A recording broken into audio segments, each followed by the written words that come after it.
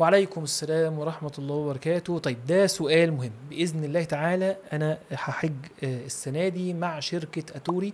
يا رب يكتب لنا التوفيق ويكتب لنا السداد ويرزقنا تمام الأمر والأجر الكامل يا رب، اللهم آمين. وطبعا لو هتبقوا موجودين معانا يا سلام، يعني ده أجمل حاجة إن شاء الله.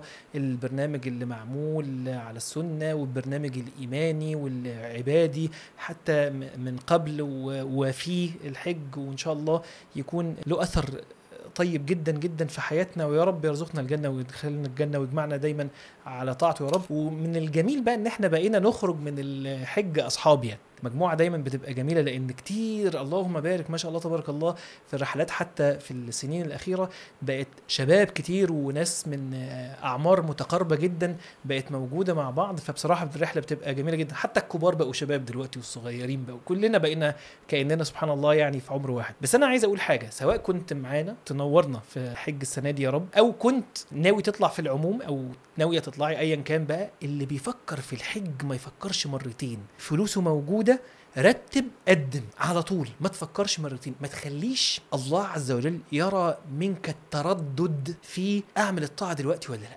فلوسه موجودة حتى لو بزنقة سنة بس ممكنة موجودة، التقديم موجود، يعني طبعا تنور يا رب نكون مع بعض، ولكن حتى لو اي حاجة توكل على الله. انما لو عايز تكون موجود معانا طبعا هنبقى مبسوطين جدا. يا رب يتقبل منا ومنكم، وباذن الله تعالى يكون حج مقبول مبرور علينا كلنا.